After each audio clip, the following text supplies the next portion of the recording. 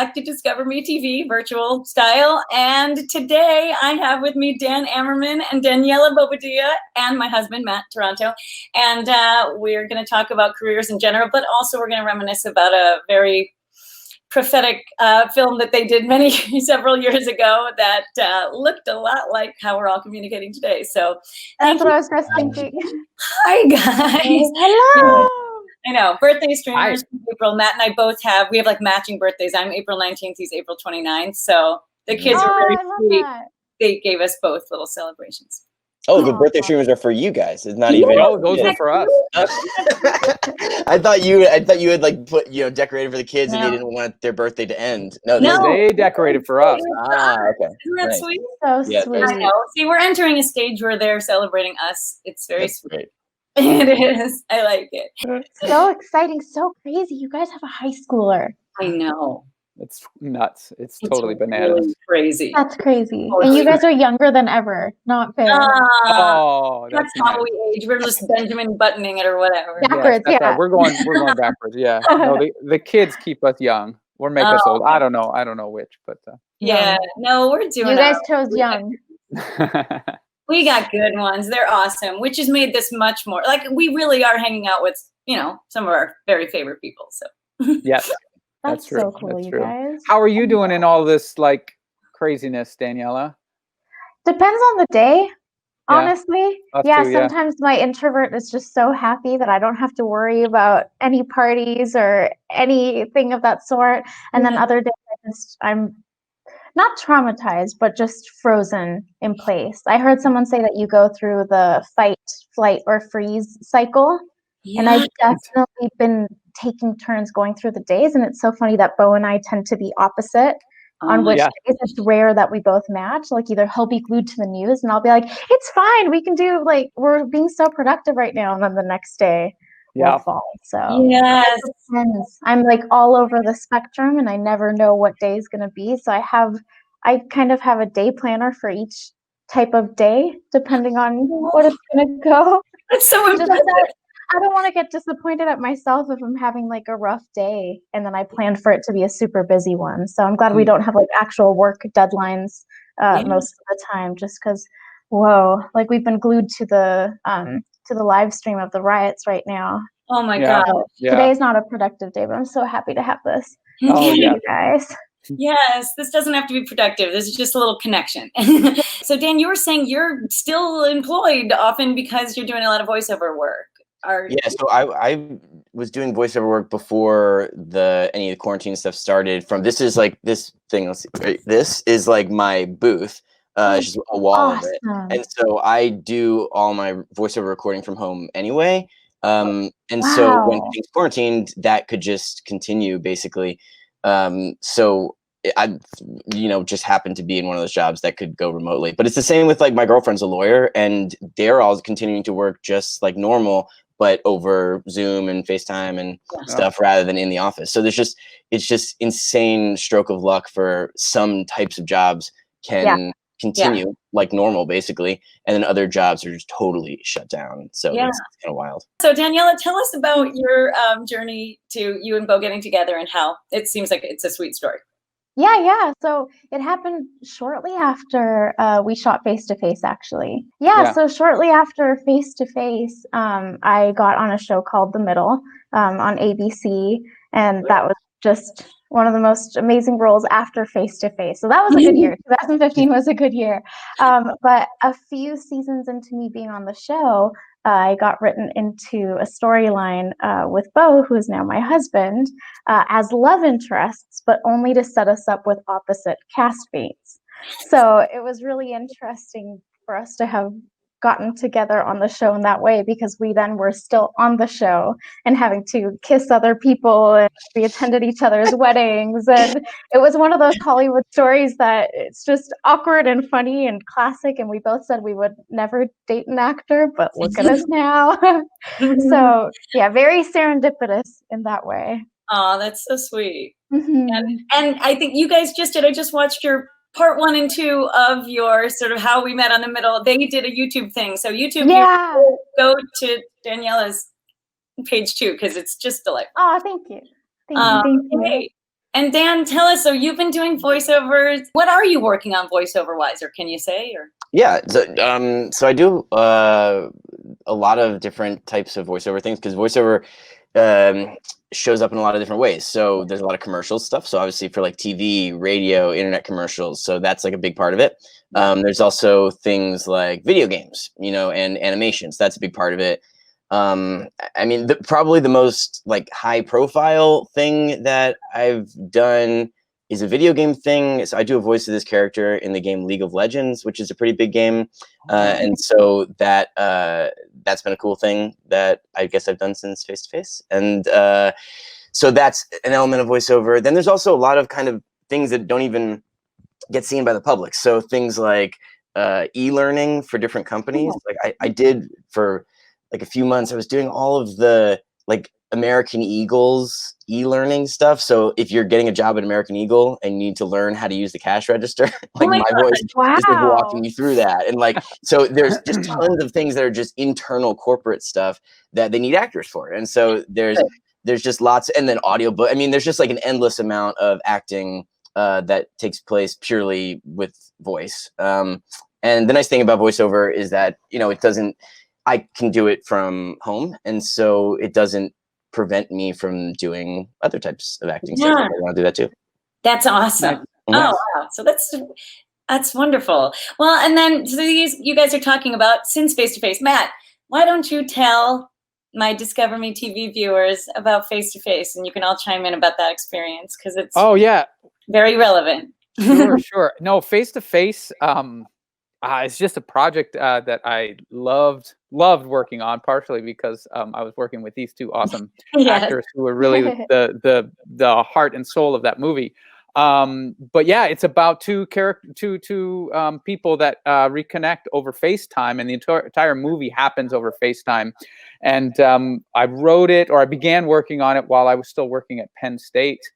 And had an opportunity, as you know, Jordan, had an opportunity to take a sabbatical. So we brought the family out to LA to make Face to Face, and we had some grant money and some other things that some other friendly investors, and we put together this by you.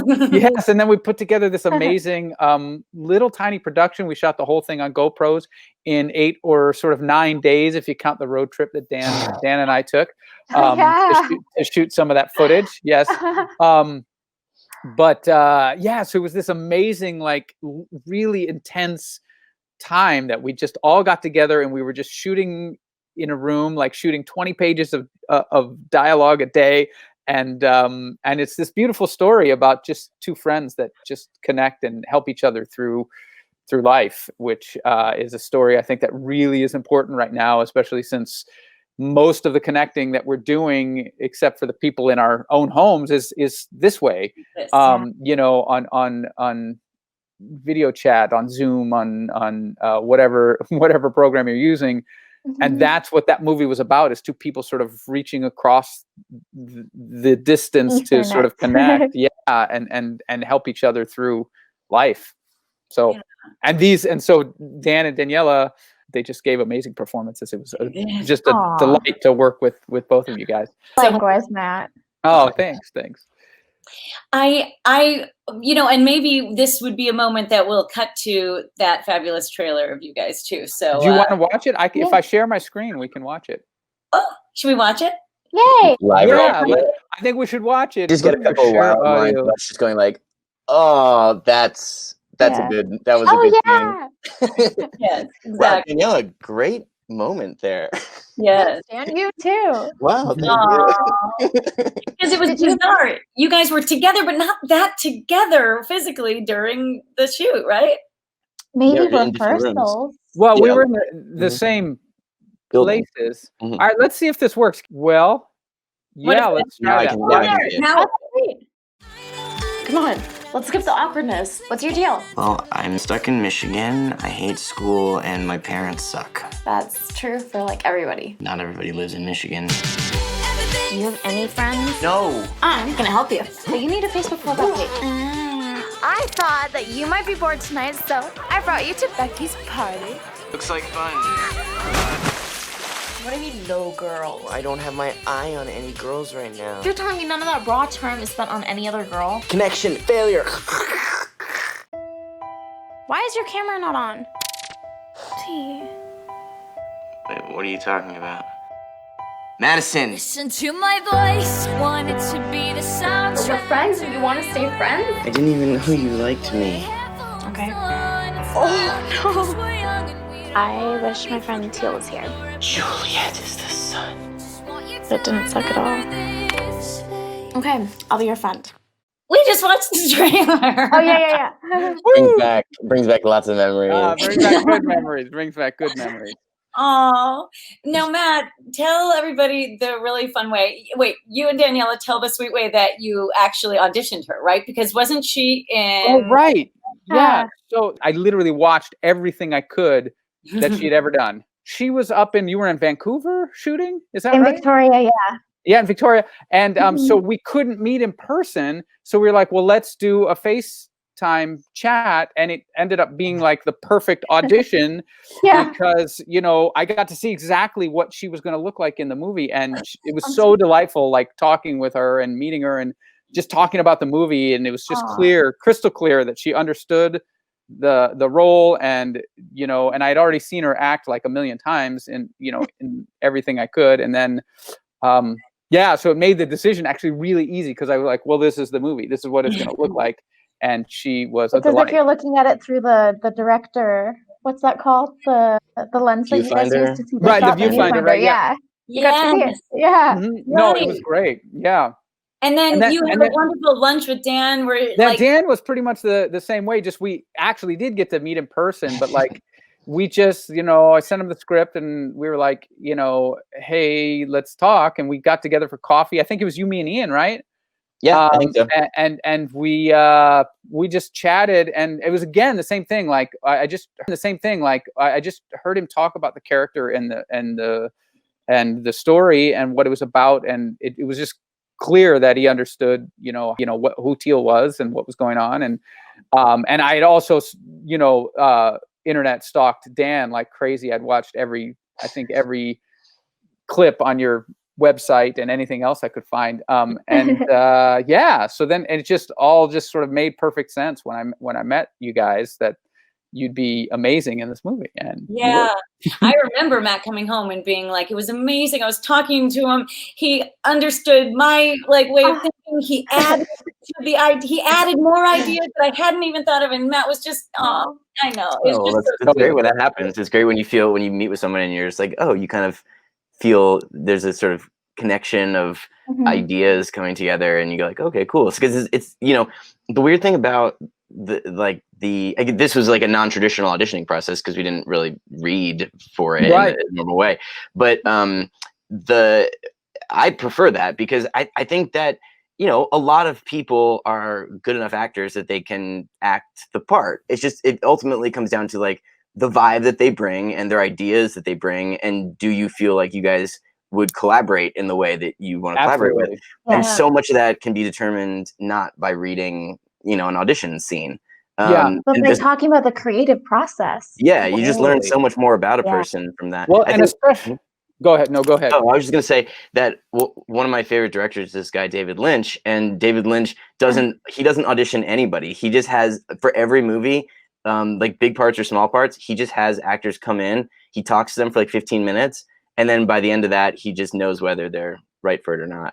And that's it. And I just think that's so cool to go off instinct like that. So I remember coming out of that meeting being like, regardless if this goes anywhere, I think it's really cool that you had confidence in your own gut to be able to make decisions like that. Exactly. Well, I don't know that I had confidence. I was terrified every step of the way, but you guys inspired confidence, so that helped a lot. He inspired us back. There's a special kind of chemistry. It's like when you're on a good date and you're like, oh, the conversation's going to flow well. Like we could actually explore different topics and different ideas together. Whereas that's exactly what happened. As soon as I met you, Matt, I knew from the script because you wrote it. Aaron and I, my brother Aaron and I. Yeah, so cool. So you say that we understood the script. All we had to do was read it. and saying that if somebody watches the movie, they just know the characters. Like, Dan, I don't want to like minimize what you and I did, but all we had to do was be present and live out what you guys wrote. And I think that was the same way in our conversation, our initial conversation and directing. It was just a chemistry that just happens when you believe in showing up for the process, and all team members believe that, so that you're not necessarily creating something and you're just letting it happen because you're all together. Am I making sense? No, I think that's a great description of what I think happened. I mean, and as Dan was saying, like, you know, when I met you guys, it wasn't about like, oh, is this the actor for the job? It was, is this the artist for the job? Because it became, you know, less about like, is she going to show up and like deliver the lines how I want her to? It was more about like, is she going to show up, or Dan or Daniela, are they going to show up and create with me? And like be a part of like, you know, designing these characters, you know, and creating them and giving them life, rather than just like, is she going to show up and hit her marks, or is Dan going to show up and, you know, do the job? And so, and especially because this movie is so intimate, it's 95% of the movie is you two guys. And so that was, I think, as important as knowing, like, I could see that you were both terrific actors from the work that I'd watched. So that wasn't really the question. The question was, when we're in a room together, just us in a room together, like figuring out how this works.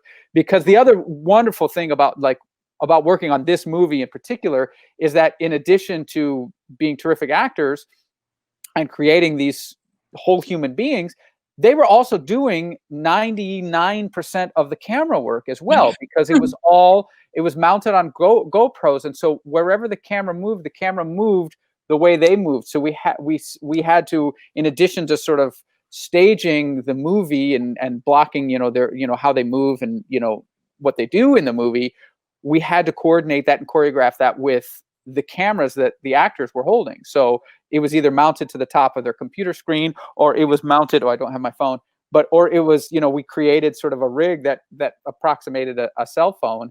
A heavy cell phone. A heavy cell phone, yes. But we shot the whole thing on GoPros so that they could hold the camera in their hands, and the movement would grow out of the actor's performance rather than a cinematographer, doing. We did have we had a terrifically talented cinematographer who you know, Chris Carrillo, who put together all of the, you know, the looks and helped us sort of create the raw reality that we were going for. But the motion of the cameras all came from Dan and Daniela. It's so cool. Yeah. That was so cool. It changed my acting after that. Being told where to stand and where to move, and being reduced back down to different marks, even though we had that as well, but having to stay like in the perfect distance from the camera for the not the zoom operator, the focus. To stay in focus, blah blah blah, all that. I missed the freedom that we had. That it took me a while to readjust to like hit this mark specifically, just because we had the camera and it was, you could move the way your body wanted you to move. And Matt, again, a testament to your directing is that if that didn't feel right, if I told you like I don't necessarily want to move on that line, you were fine with it. We worked around the authenticity of the story and the scene. Yeah, that's part of how I like to approach directing in general. Is, you know, the story is carried by the human beings in it, right? That's, to me, that's the most important element, is the humans in the story. And so while I have ideas and I have impulses and I have things that, you know, I think, oh, this is going to work, when it's translated through another person's body, if it's not organic, if it's not truthful, then we need to arrive at the truth, whether it comes from me or it comes from you or comes from, you know, the boom operator. You know, if we have to figure it, I don't care. As long as we arrive at the truth together, that's, to me, the most important part of the process. That is so cool. It was so fun to work. I loved that process, guys. Can we do it again? Yes, yeah. Let's do it. I have some friends that have been getting auditions for indie projects that are shooting from their home. They say that if you have a good enough webcam or a good enough camera and good lighting, that you're eligible to be cast. I think people are copying us. Yes, I think they are. We were first, by the way. Yes, we were. It's true. Well, I know, and now we're trying to be creative and thinking about like how to go forward. And so, yes, for people who don't know the movie as well as we do, it was on Netflix for 2 years, and sadly this January went off, and it feels like it definitely should go back. Yes. Because it's such a perfect movie for this time. Yeah. But it's still available to anybody who wants. It's on iTunes, Amazon, Google Play, YouTube. Yeah. I think those are the main ones. There may be a couple other platforms, but it's just, it had such a, it got such a following. Like people just resonated with it so much. Yeah. I should send you some of the messages that I'm still getting from people watching it. And I've even gotten people watching it during quarantine saying that it felt like they were hanging out with someone. And someone said that their friends and family weren't available and they wanted someone to talk to, and they watched our movie. So that's awesome. How amazing is that? Yeah, I would love to hear some of those comments. I wish I had all the time in the world to actually like FaceTime with people watching the movie. Yeah, that'd be really cool. That would be really cool. Ooh, that would be. I know you couldn't do that 24/7, but man, that would like you would always to get to hang with Dan and Daniela as you're watching. Teal and Madison. Teal and Madison. That's right. Teal and Madison. I have a new question that I think I'm going to start asking people, because I think there are, it's called Discover Me TV. I think there are different ways we discover things, about ourselves as, whether it's as actors or in life or as, people. And I think one of the ways is literally the things that we would call failures along the way. And I was going to ask everybody to maybe name their favorite failure. Wow. Do you want something entertainment industry specific or just not in life? necessarily. I think there are things that have just maybe, if it just feels like something that's shifted you, or something that you feel like now that you look at it, you're like, in hindsight, that's one of my favorite transitions I have ever made. Or I don't know. I don't mean to put words in your mouth. That may not be an easy one. I think I know a little one that was kind of big to you at the time, Matt. I mean, I would say the one that made you a filmmaker, but I don't mean to. Yeah, I'm happy to tell that story. Yeah, no, I was at Penn State, and I was workshopping this new musical called Ordinary Days, which I adore, and I love Adam Guan, who is the writer of Ordinary Days, and we workshopped that thing together with the students at Penn State, and then we all actually did the world premiere of that musical happened in State College, where Penn State is, that summer, where Jordan played one of the roles. She played Deb, and then we took it to NAMT, which is the North American Musical Theater Conference, something like that. I can't. I'll have to look it up. But yeah, we took it there, and the musical was picked up by the Roundabout Theater, and they ended up doing a terrific production. But they hired a different director, and that stung. That hurt. Like it was very painful to watch this show that I had been working with, and collaborating with Adam Guan, who's this terrifically talented writer. And then to see somebody else get to, do the off-Broadway production. And I was having a conversation. I was just, broken up about it. And I was talking with Jordan about it. And I was like, man, the reason, they couldn't hire me. They didn't know me. They didn't know my work. They didn't know me. I wish I could put this is when I was directing primarily stage, on the stage.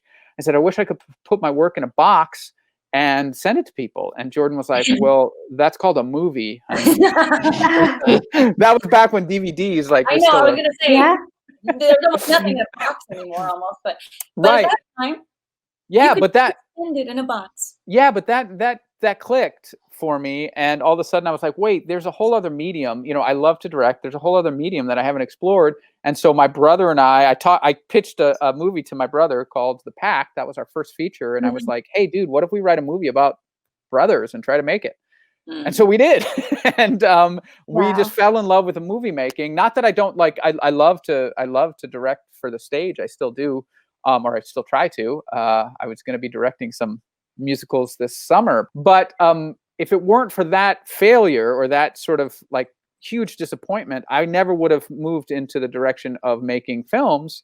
and we never would have made Face to Face, and we never would have made all, you know, there are a lot of projects that we have in the hopper that are moving forward, and none of those maybe would have come to fruition without that really difficult sort of failure / turning point. Yeah. Wow. And I don't know if failure is the right word for it anymore. At that time, it felt that way, but right now it feels like one of the most important things that ever happened to me.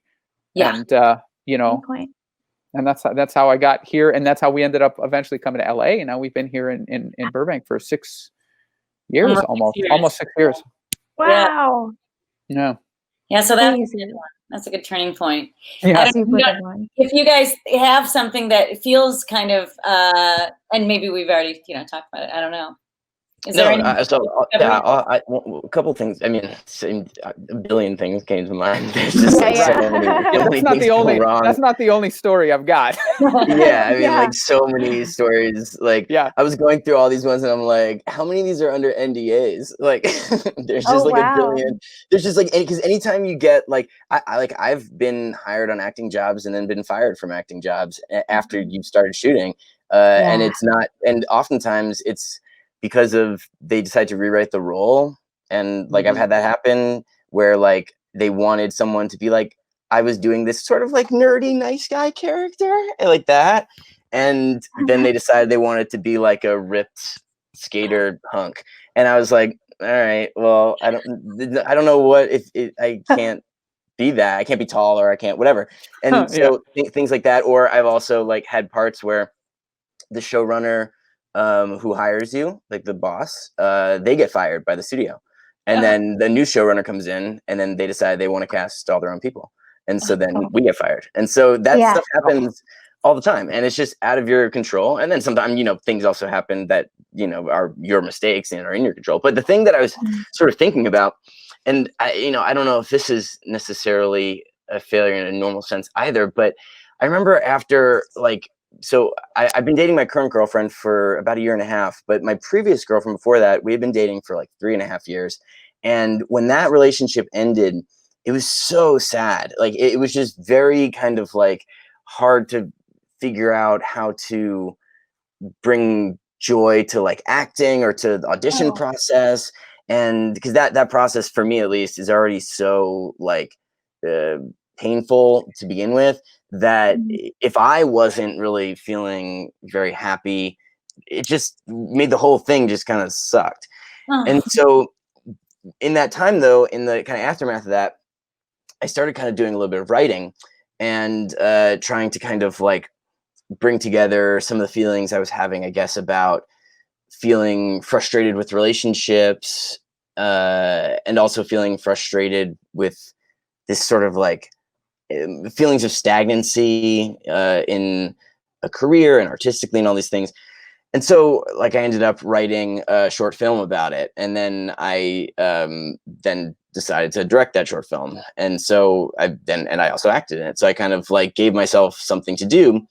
And I'd always been someone who was very interested in films, and older films and foreign films. And like, I just am that's just like the thing that I like the most. Is the reason that I sort of moved to LA, was to try to do more stuff with kind of the independent film world. And I kind of, I guess, I started through this transition, not necessarily not thinking of myself as an actor, but also thinking of myself as like, maybe I'm also interested simultaneously in doing more filmmaking, or trying to make the films that I would be excited to act in.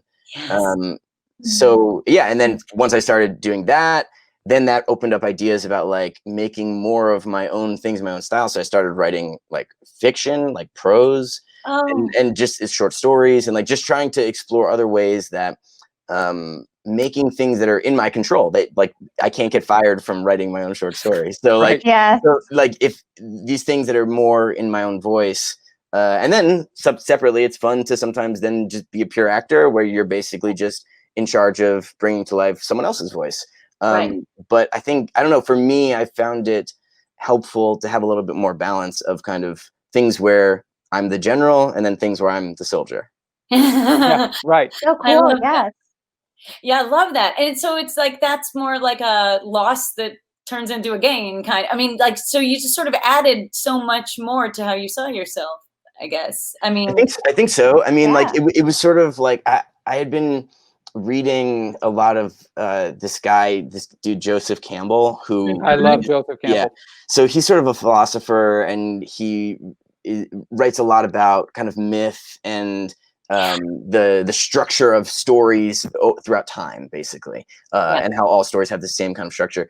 And what part of his sort of like quote unquote hero's journey that he talks about is this idea of like the hero needs to kind of die in order to be reborn as this new thing. And you obviously see this in like, you know, the story of many religions, and the story of like, you know, Harry Potter, like every great story, the protagonist at some point gets like totally crumbled, but then through that crumble and having to rebuild themselves, they sort of rebuild themselves stronger in a new way.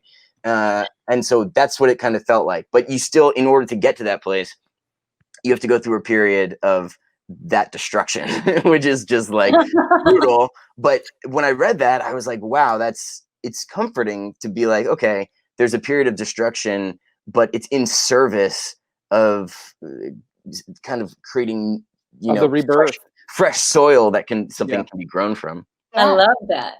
Yeah. So you're like, you know, rising, you know, the phoenix rising. Yeah, the phoenix. Yeah. Yeah. Exactly what it is, yeah. I think that's so awesome. I love that. And I take it this movie that you made, this is the poet. Yeah.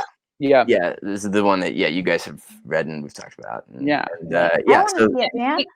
So it's almost done. I mean, we're basically like at the point where it's picture locked, and so now it's moving into post-production sound and color, and so we're definitely in the final stretch. But yeah, once it's done, I'll send it to you because it's super close. Hey, and then we'll make sure to put a link below in the description of this video, and also maybe we can put a clip if you want us to. So that should be more on that, people. I love that. Do you have any sort of story that feels like a little loss turned into a gain or something? Do I have any? I've never had any losses or any. No, I still to this day, you know, I'm an actress that always gets said yes to. As soon as I audition, they say yes. No way. No losses. Me even acting started from what I thought was a complete failure. I was actually a figure skater back in Vancouver, and I was on track to go to the 2010 Olympics. So I was skating twice a day. It was super rigorous. And then I broke both of my wrists. And I was out of the running, so I didn't have anything to do. And my parents suggested that I try something else just to fill my time, because it was literally my entire life. And then I joined the school play in my middle school, and that was it. I found my new love. Figure skating just sort of fell off the face of the earth because I had found my brand new passion in musical theater. So it was definitely a huge loss for a few months until I started finding that the musical, I could express myself, not in the same way, but in a similar way. And it became my language more so than figure skating was. And I think figure skating was strictly about competition for me, and I wasn't really passionate about it. It was just something that I was following the path as it was laid out in front of me. Yeah. And funny enough, 2010 was the year that I moved to LA to start my career. And gosh, that first pilot season, it definitely feels like what I think the Olympics would have been. Especially in pilot season, you're head to head with all of these actors that I had seen before. And I remember thinking like, oh, I still want the Olympics. So it was just a different version of it. So that was definitely a failure that I rebuilt myself into something, and I think I found my true heart. I don't think figure skating was ever that, but Dan, as you were sharing all your stories, it just sounds like it was my life. All of the rejections, all of the shows that you think you're going to get. I also got recast from something right before Face to Face. I actually might not have been able to do Face to Face if it weren't for that. And I'm grateful for that. If I was still doing that show, I would have been living in New York. I would have been on it for, I think the role lasted for a couple of years too. So yeah, it would have been crazy. I might not have met my husband. It's so crazy how different detours just reshape you. And just recently when I got off the middle, a show that it looked like I was going to get didn't go through. And then I went through a period I'm still in of just auditioning. You know, it takes a while. It can take up to a couple of years to find your new projects and your everything. But I too started writing, but I needed to separate myself from the acting industry in order to rebuild myself in this new way. So while I was still auditioning, I realized that was my entire life. And it looks different when you're working than when you're not. And the auditioning process just really started getting to me, and I started losing the joy for acting.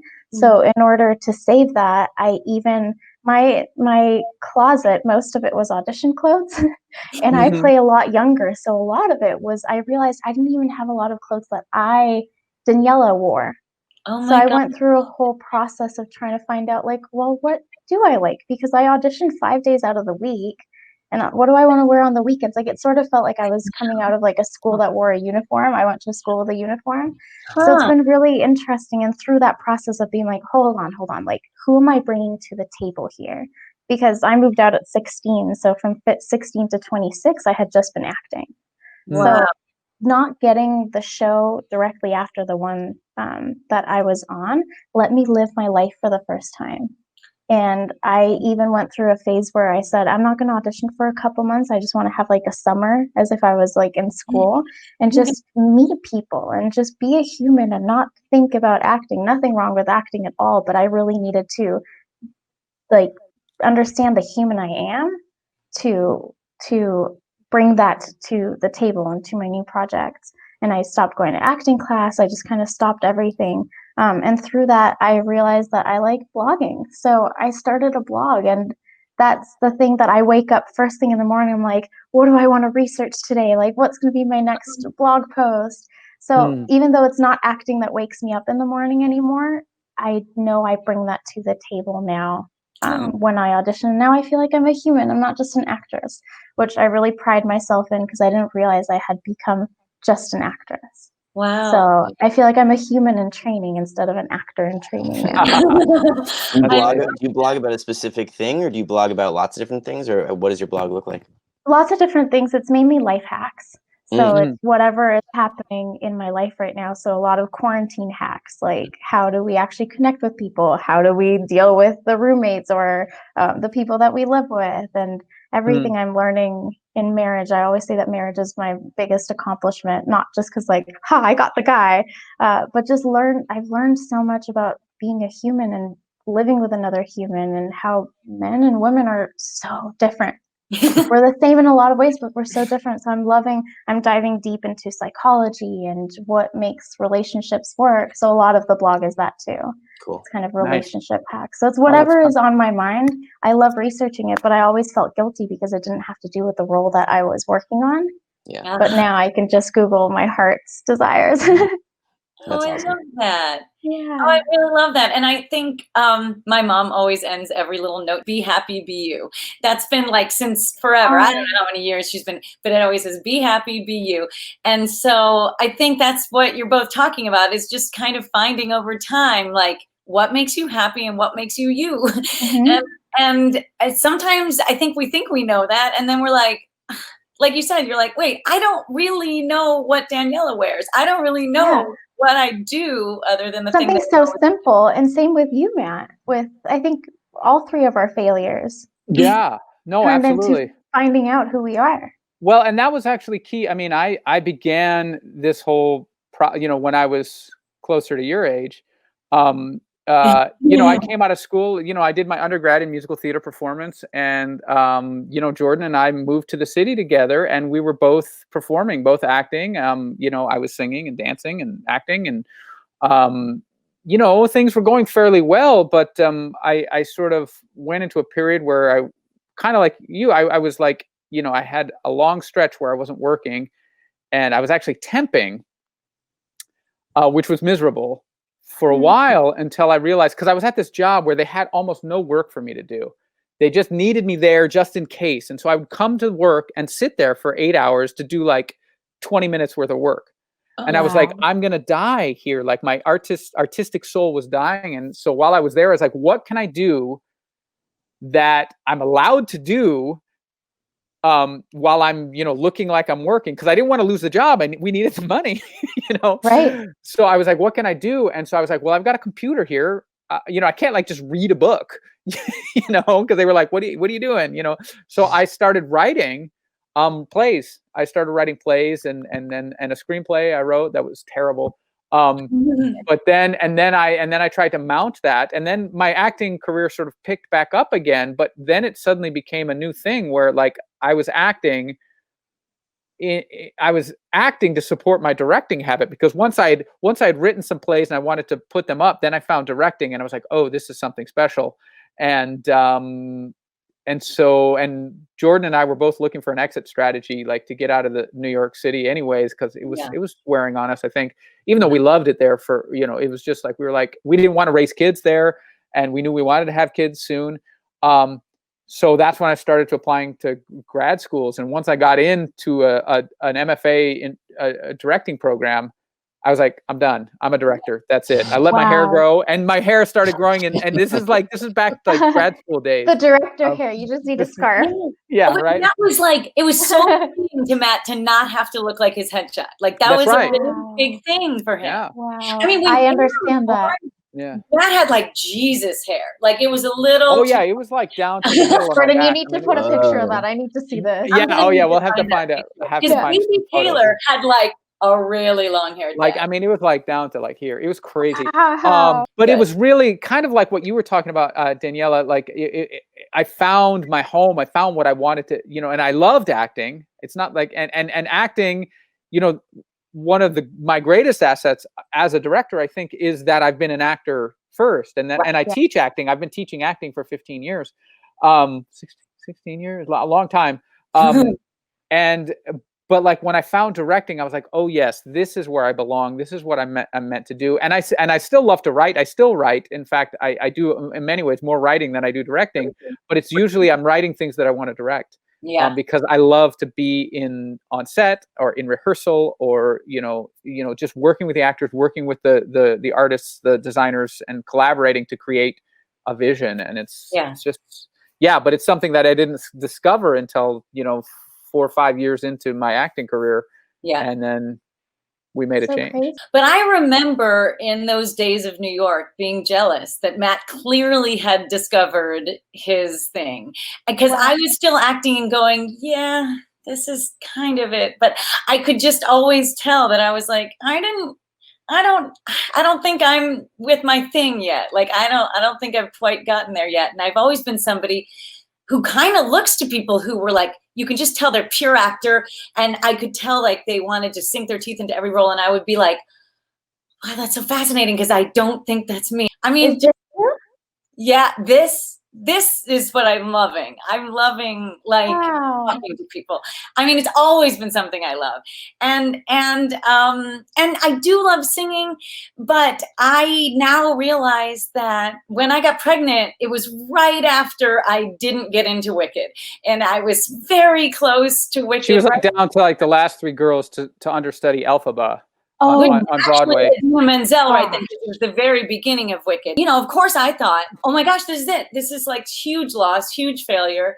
And then I got pregnant with our first son, and now watching him and everything he's doing, like it just makes me cry to think of like that was the dream. That was so much more of the dream than Broadway at that moment. And but it's hard to know that when you're in a different stage and you've dreamed a certain dream, like you all know. For many, many years, I was like, well, I didn't get the dream. I didn't get the one dream that I always figured was it. And now I can be like, Jordan, that wasn't the dream. So I think being a mom and now talking to people and hearing people's stories, I now know what directing feels like for Matt a little bit more. Wow. Well, it's so interesting because I think we all got, I mean, I don't want to speak for you guys, but I, at least myself, I got into acting because I find humans fascinating. Yes. Mm-hmm. Oh, that's what I had lost. I'd lost the real connection. And when you're just auditioning, nothing against the casting directors or the readers that you're talking to, but you're not collaborating with them. You're in and out in 5 to 10 minutes if you're lucky, because sometimes it's like 30 seconds in and out. But I missed connecting with humans. Yeah. And I realized that after a long stretch of auditioning, you're not even getting to build an on-set family like you guys are to me. I sometimes have to remind myself, like, oh, we met because of work. we're not just like, you guys aren't just like friends from back home, you know? Yeah, right. Yeah. So it's all about the human touch. So Yeah, I and totally it's understand that, Jordan. that sustained collaboration creates an intimacy that's just so rewarding, in the process, and then also to like watch the results of it like come together on screen. It's just such a wonderful process. But you're absolutely right. An on-screen family or a theater family, like every time you do a show or a movie, like that idea of like creating that little world is just like something that there's nothing quite like that. And Jordan, I'm haunted by something from another interview of yours, a friend of yours that was on Wicked. I forget her name. Betsy. Yeah.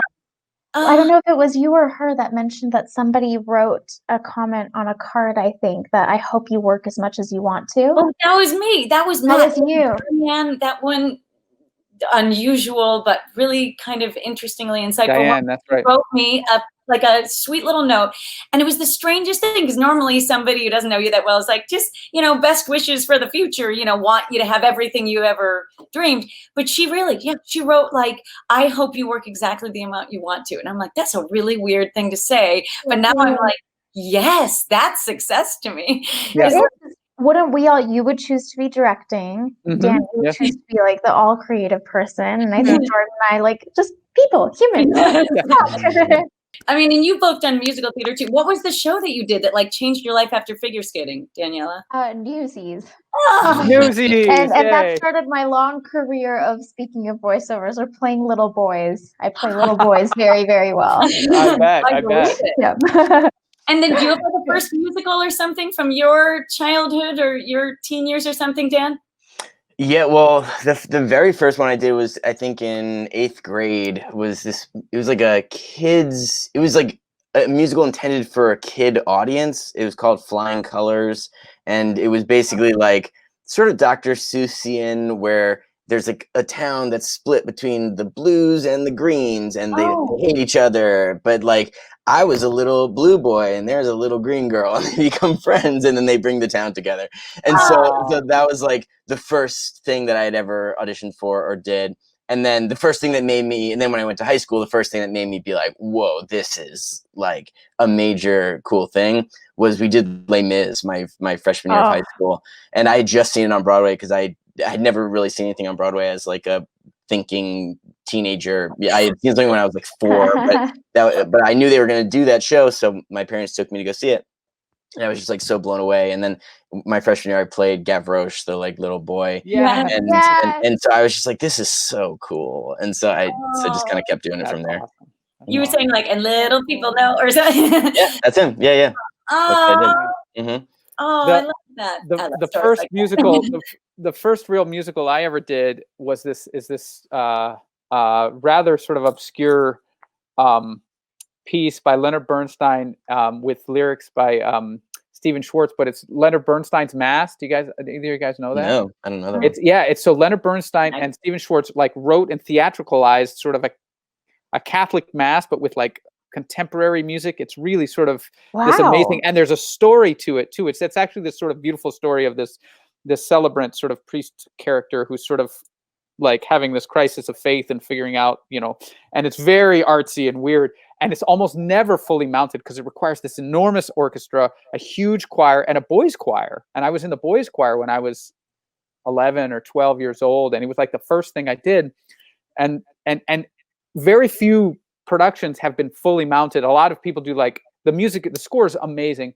and a lot of people do like readings of it or like concert versions, but it's almost never fully staged. I think there's only been like 11 productions ever that are fully staged. And I actually, the last thing I directed at Penn State, I co-directed a production of Leonard Bernstein's Mass just before I came out to Hollywood. So it was this kind of cool, like, bookend of sort of my stage career. Not that I think I'll be returning to the stage surely, but it really sort of chronicled this journey from me as like a young kid in the boy choir, just learning that he loves to act and perform, to like a director who's like, it was kind of things like that. Like the dramatic sort of arc of that is really, those things happen in real life too, not just in movies. Yeah. But it's always in hindsight. It's you never know it Yes. until you look back and you're like, oh, I see what led me here. Yes. Cool. Yeah, like you were saying, Daniela, like if I had done that one thing, I wouldn't have met my husband probably. I wouldn't have done the middle. I wouldn't have done face-to-face. I wouldn't have. And all of a sudden, it's just like ripple effect of how our lives go. And we The can't. butterfly effect. Oh, Yeah. yeah. But it's so hard to remember in the moment. It's Yeah. so hard to remember, like in hindsight, in a few years, because that feels like bypassing what's Yeah. actually happening Totally. in life. Yes, when it hurts so much right now, it's hard to remember. Like, oh, I bet this is leading somewhere. Yeah. Oh, yeah, because you can't see it and you're not supposed to. No, Yeah. right, exactly. You're not supposed to see too far ahead, and it makes Yeah. me so angry. Yes. I like to know things. I love it. Oh my gosh. Well, you guys have been so amazing hanging in there with us. I love talking to you guys. Well, I'm so touched, Daniela, that you like were quoting another interview of mine. Like that is Oh, some yeah. serious impressive. Thank you. Oh, no, I loved it. It was a really, really, really cool interview. Well, thank you. Really inspiring. I hope she feels better. Yeah, I know. It was a really special old friend. I've talked to several people back from Cleveland, where I'm from, and that's been one of my joys of this time of doing these virtual ones. It's just no matter where people have ended up, I've been like, oh, wait, I can talk to anybody. Yeah. This way. And that made me happy. And then, but again, I'm going to talk the same way to somebody who might live down the street, who might live 5 miles away. You guys aren't that far. Yeah. Right.